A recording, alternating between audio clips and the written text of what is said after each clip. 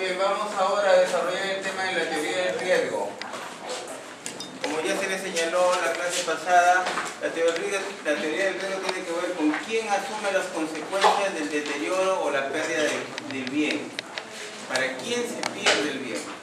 Hemos dicho que en el transcurso de una vez acordada el acto jurídico, establecido el contrato, establecido la ligación obligacional, entonces los sujetos quedan obligados mutuamente a prestaciones.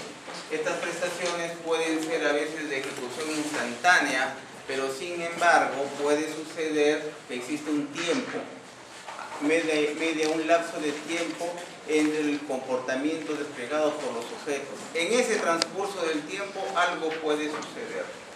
Pueden suceder circunstancias y méritos a los cuales el bien se pierde o se deteriora.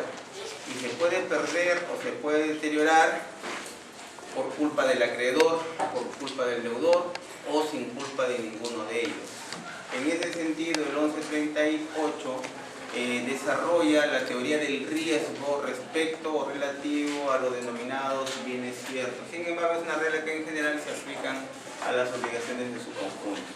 Lo que importa para la teoría del riesgo es el riesgo de la contraprestación, que consiste en establecer si el deudor pierde o no el derecho a la contraprestación cuando la prestación a su cargo se convierte en imposible.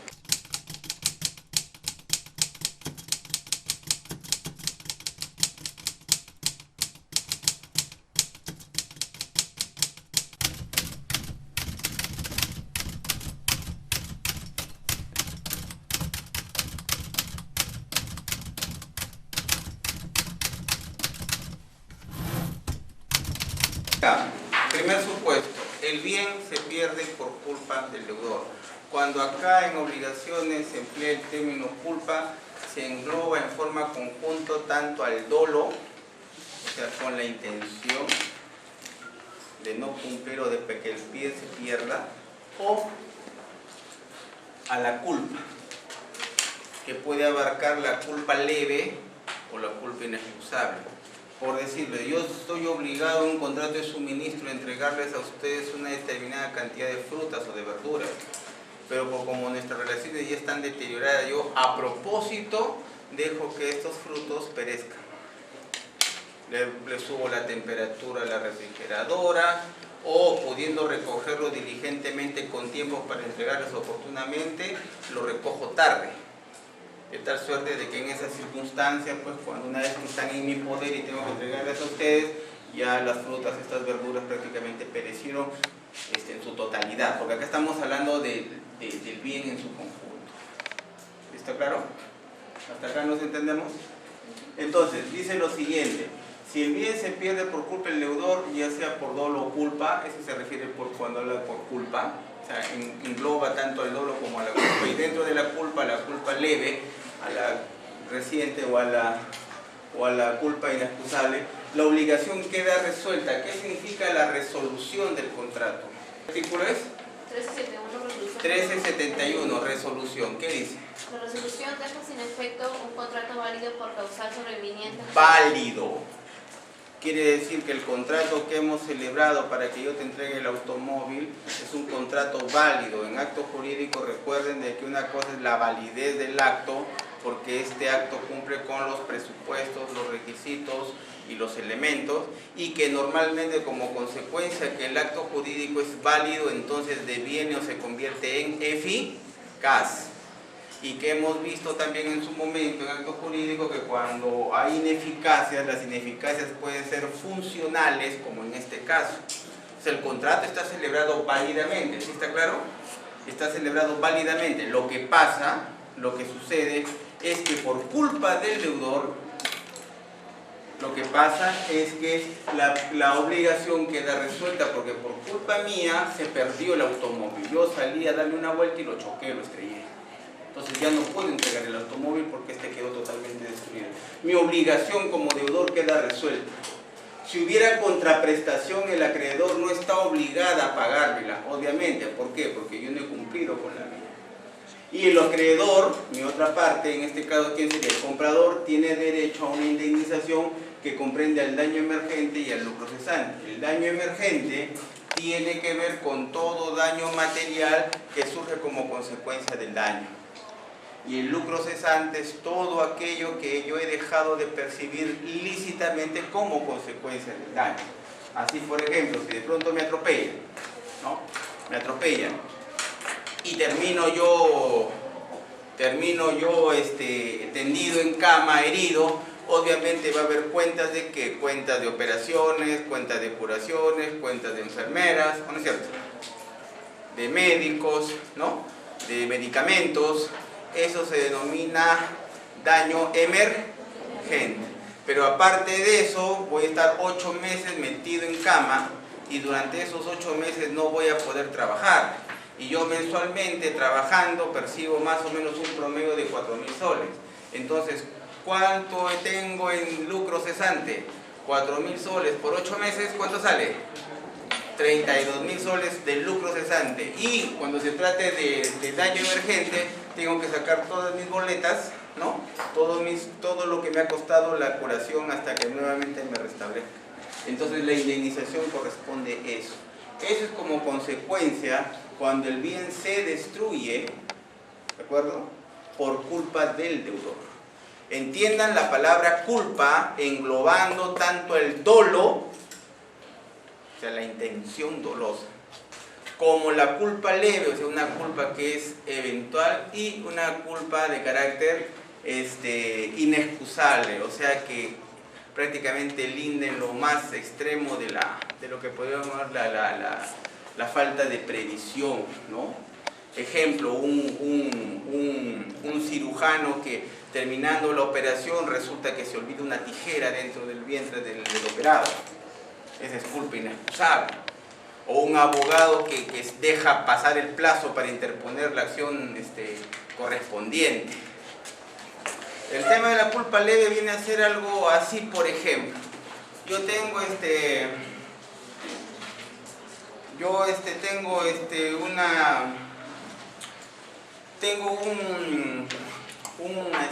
un local para desarrollar este tema de patinaje sobre hielo, pues. Entonces, ¿qué pasa? Yo lo que he hecho es presentar todo el espacio listo. ¿Para qué? Para tenerlo todo aislado y poner todos los elementos para que una vez que ponga el agua se quede, ¿no? Totalmente parejo como si fuera. Pero ¿qué resulta? Pues por error en una de esas, ¿no? Leve, por supuesto, porque no estoy violando ninguna norma de manera dolosa. Resulta de que camino y por querer subir una grada de pronto bajo y sin querer con mi taco le rompo una parte del cableado. ¿De acuerdo? Entonces al romper una parte del cableado del sistema de refrigeración, lo que pasa es que ese sector de acá, el hielo está quebradizo. No ha, por así decirlo, no se ha congelado lo suficiente. Entonces los patinadores dan sus vueltas, van sus piruetas por acá y justo cuando vienen por acá se rompen la crisma. ¡Prah! Listo, se rompe el hielo y se cae. Entonces ahí viene el tema, viene la investigación. ¿Qué pasó acá? Acá está una rotura. ¿Cómo se efectuó esa rotura? De pronto me acuerdo, ¿no? O sea, no fue a propósito. Una culpa leve es como una situación en la cual yo no lo he hecho, pero sin perjuicio de ello yo he causado el daño. ¿De acuerdo? En cambio, la culpa inexcusable es que también sin dolo, sin intención, pero he obviado algo que se entiende que debería obligatoriamente por las circunstancias y por mi desempeño, debería yo tener presente.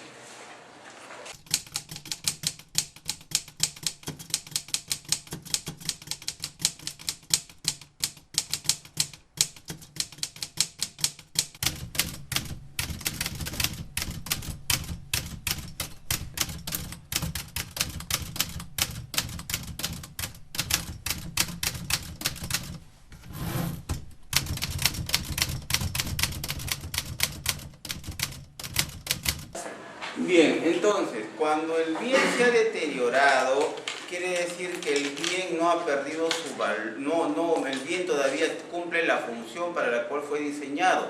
lo que se ha visto afectado es su funcionalidad y su valor. En ese sentido, primer supuesto, si ya no le interesa al acreedor, entonces el acreedor puede dar por resuelta la obligación. Uno dirá, sí, pues, pero todavía el bien sirve, ¿no es cierto? Yo, por ejemplo, estoy alquilando una limusina para el matrimonio, ¿no es cierto? Pero antes de llegar le pegan un rozonazo y queda pues una manchaza negra y unas abolladuras a todo lo largo del vehículo. Nadie duda que el automóvil sirve. Pero la pregunta es, ¿tú te casarías en un automóvil con esas características? ¿Saldrías con tu novio en un automóvil abollado, rasgado? ¿Ah? Entonces nadie duda que el automóvil sirve. Lo que pasa es que el automóvil se ha deteriorado. Pero para los efectos concretos del motivo por el cual tú lo estás alquilando, entonces simple y llanamente no te sirve. O sea, todo depende del acreedor. Es un supuesto. El otro, puede ser que quiñado, deteriorado le sirva. Entonces recibe el bien en el estado en que se encuentre, reduciéndolese la contraprestación si lo hubiera y exigir una indemnización si es que se genera el daño. Así, por ejemplo, yo quiero un sistema de refrigeración, ¿no? Para mi, no sé, se me ocurre. Mi negocio es la de refrigerar, por ejemplo, mantener productos lácteos, productos que se mantienen congelados, ¿de acuerdo? Entonces yo vendo estos productos que tienen que estar constantemente refrigerados, no sé, pues, yogur, mantequillas, ¿no? Quesos, manjar blancos, frutas, verduras. Entonces, ¿yo qué hago? Yo solicito un sistema de refrigeración que sea lo suficientemente grande para que pueda dar refrigeración a todos mis productos, que tiene varios sectores, ¿no? Lo que pasa es que cuando llega, por alguna razón, por culpa del deudor, no funciona al 100%. Este sistema de refrigeración funciona al 70%. Pero como para mí así esté deteriorado, sí es necesario, porque si no lo empleo prácticamente voy a perder el 100%. ¿O no es cierto? Entonces, ¿qué hago?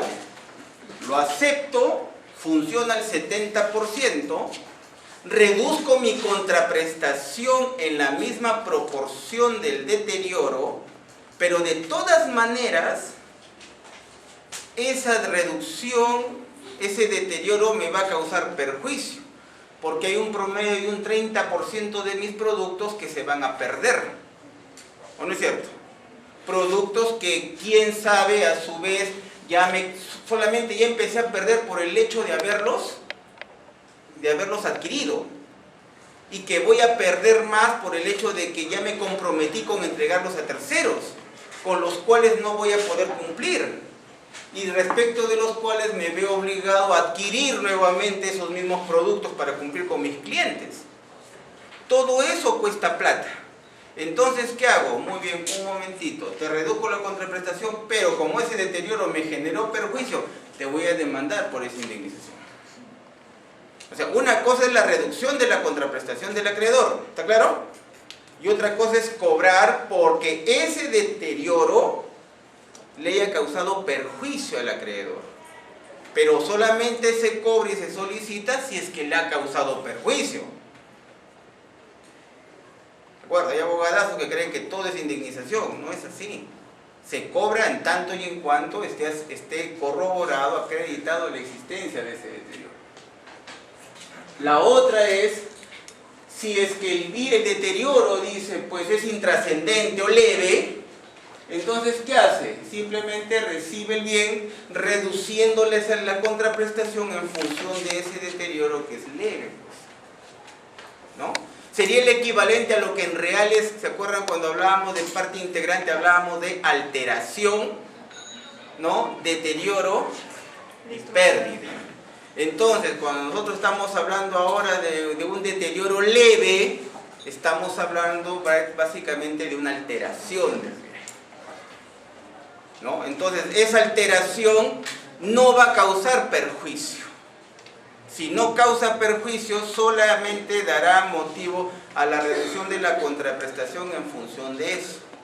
Entonces, por ejemplo, si yo tengo el automóvil, perfecto, pero de pronto pues se ha quiñado un poco, se ha hundido un poco y se ha descascarado la pintura, pero igual yo lo quiero, ojo, ya no es para el matrimonio, sino yo es mío, ¿no es cierto?, para usarlo. Entonces yo al toque calculo, pues cuánto, mira, sí, mira lo que ha pasado. Tienes razón. Entonces, ¿cómo hacemos? Pero voy a llamar a mi chancador y a mi pintor. ¿Cuánto me cobras tú por chancarme la lata, por arreglármela? 50 mangos. ¿Cuánto tú me cobras por pintar? Otros 50 mangos, 100 mangos. ¿Cuánto es lo que te debo? Te debo los otros 2.000 soles. Muy bien, te pago 1.900.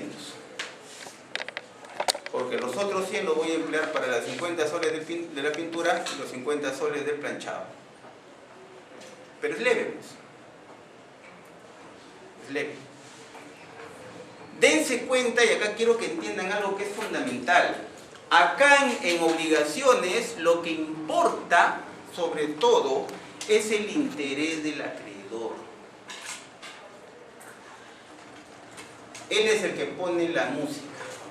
Él es el que pone las condiciones para que en función de eso el deudor va bailando y va cantando de acuerdo a la música y al compás que le está colocando el acreedor.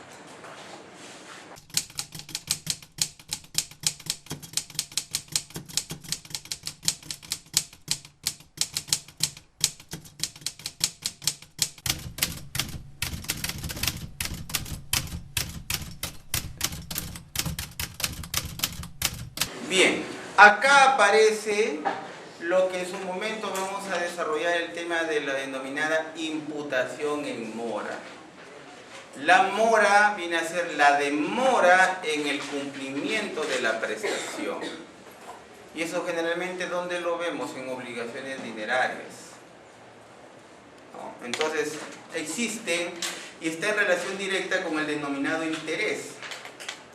Por eso es que existe un denominado interés moratorio y un interés compensatorio.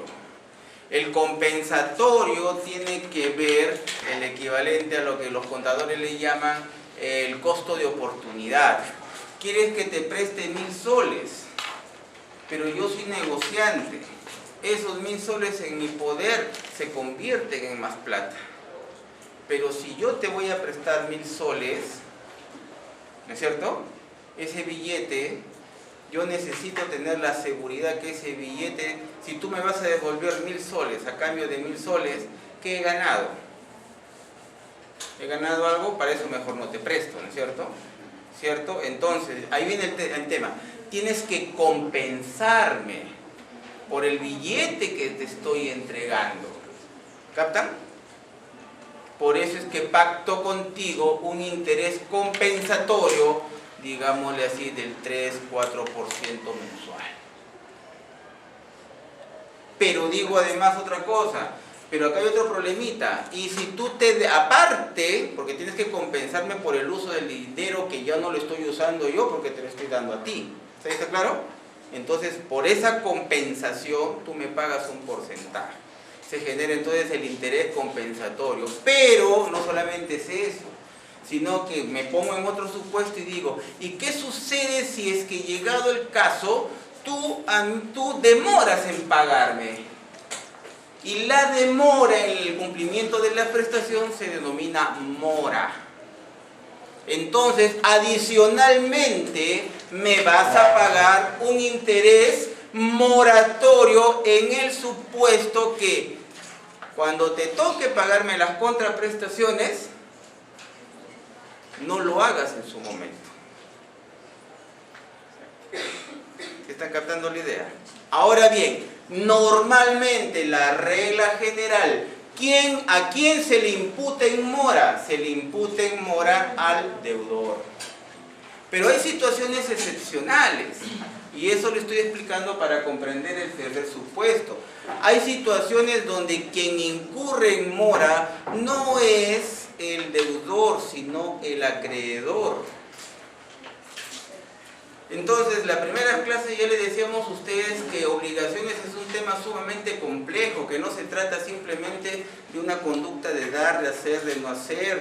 O sea, no se trata simplemente de cumplir estricto sensu lo que dice el papel o lo que dice el acto jurídico, sino que adicionalmente, tanto uno como otra contraparte tiene que desplegar comportamientos adicionales al de la prestación.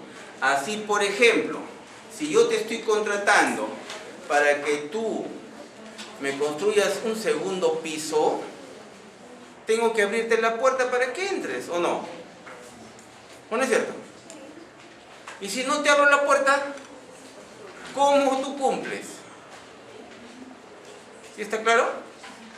Por ejemplo, si yo soy tu arrendador y tú vienes a pagarme y yo no te recibo el dinero, ¿cómo puedes tú cumplir tu prestación?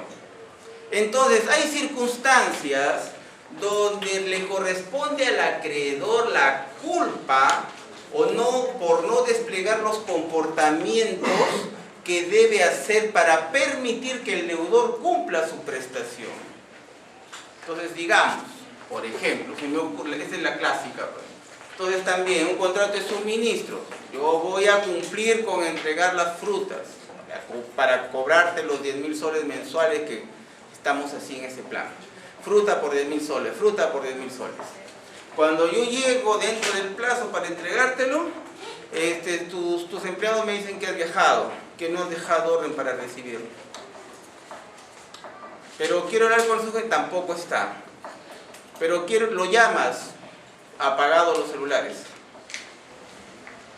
Es fruta, ¿se va a perder o no se va a perder? Ahí viene el tema de la denominada imputación en pago. Entonces tú imputas el pago. ¿Qué haces? Perdón, ahí viene el tema de la consignación del pago.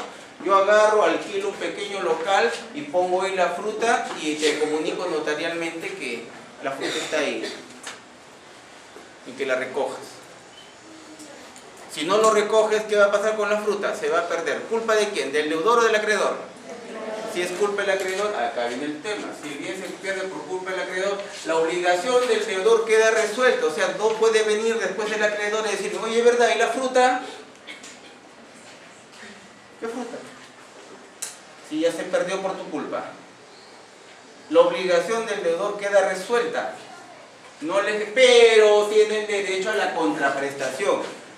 Dame los 10.000 soles. Pero no me has entregado. Si no se ha entregado y se ha perdido el bien, ha sido por tu culpa, no por la mía, porque yo desplegué las conductas necesarias y tú no las has desplegado. Así que igual, yo sí tengo derecho a la contraprestación. Tú me pagas como si yo te lo hubiese entregado, porque si el bien se perdió fue por tu culpa, no por la mía. O de ser el caso puede ser reducida si el deudor obtiene algún beneficio por la resolución de la obligación. ¿Cómo así? Yo he asegurado el cargamento de la fruta. Entonces comunico a la aseguradora que la fruta se perdió. ¿No? ¿No es cierto? Yo al traer la fruta para entregártela, yo he asegurado la carga. ¿Está claro? Entonces comunico que la fruta se perdió, el seguro me paga 4.000 soles. Entonces, yo como deudor, como obtuve un beneficio por haber asegurado esa fruta, resulta de que he recibido 4.000 soles. Entonces, la contraprestación tuya ya no será de 10.000, sino solamente de 6.000, para equipare. Porque si me vas a dar 10.000 y aparte voy a cobrar 4.000, ya serían 14.000. Y ese exceso de 4.000 soles sería lo que en civil se conoce como un enriquecimiento indebido. O sea, te estarías enriqueciendo indebidamente. A eso se refiere este supuesto.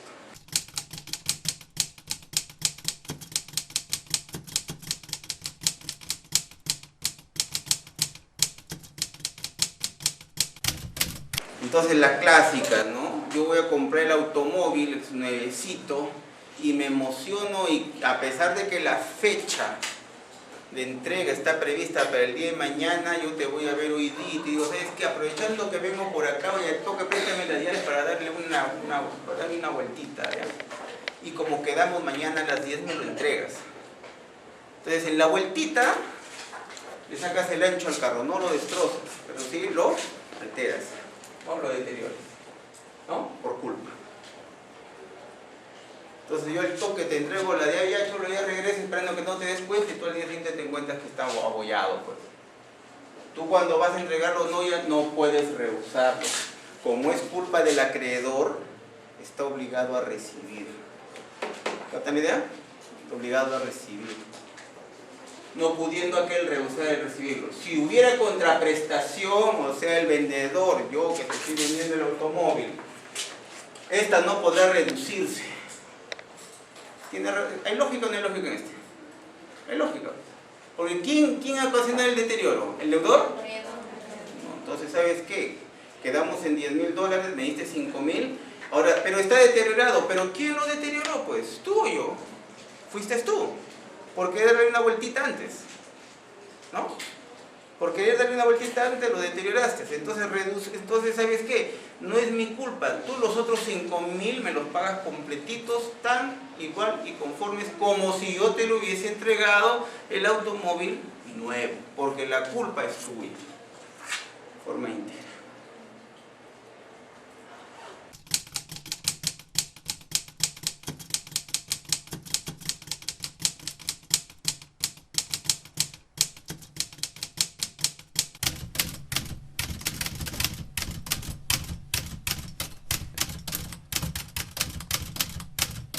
Claro, porque no es su culpa. Pues, supongamos, estás ahí tranquilo, estoy a punto de entregártelo y de pronto pues empieza con el fenómeno del niño, viene una sucesión pues de rayos y truenos que caen sobre la ciudad, algo inédito.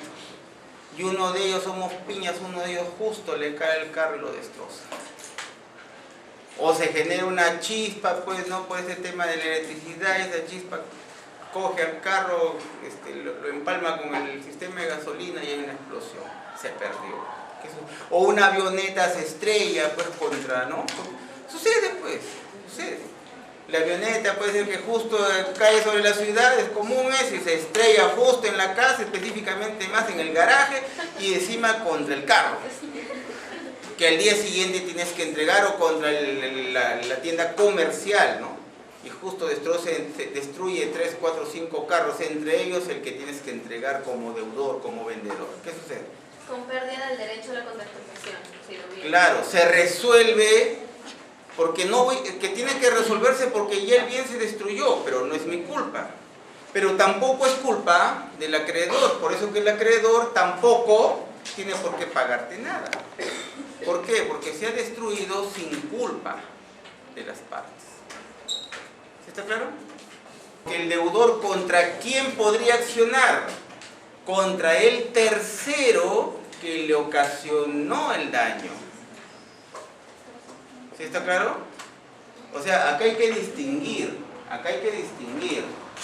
Si el daño es causado por un evento de la naturaleza, no vas a chocar contra Dios, pues, ¿no? Ni contra el Dios nube, ni contra Thor, ni contra el Dios del trueno, contra ellos no puedes hacer nada. Pero si es que el bien se ha destruido por acción de un tercero, al quedarse resuelta la obligación, ya no más, entonces el acreedor tampoco tiene por qué pagarte nada, pero sin embargo subsisten las acciones que el deudor pueda tener frente al tercero que haya ocasionado el daño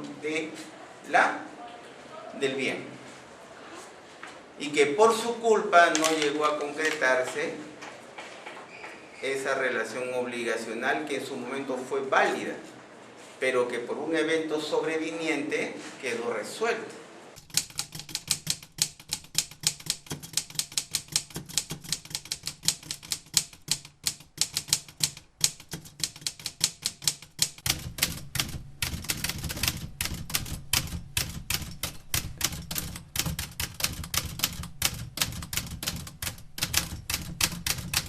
La pregunta es, ¿pero por qué me van a echar la culpa a mí, dice el deudor, si yo no he ocasionado el deterioro del bien?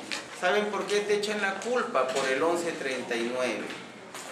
¿Y qué dice el 1139? Porque hay que echarle la culpa a alguien siempre. ¿Y cuál es la regla? Se presume que la pérdida y deterioro del bien en posesión del deudor es por culpa suya, salvo prueba en contrario. Se presume. O sea, por el hecho de que este señor estaba en posesión del bien, se presume. Claro, si es pérdida sin su culpa, no hay nada, pero si se ha deteriorado, siempre quepa la duda de que él pudo haber desplegado algún tipo de conducta, ¿no? Que pudo haber puesto al bien en una situación de mejor niveles de protección.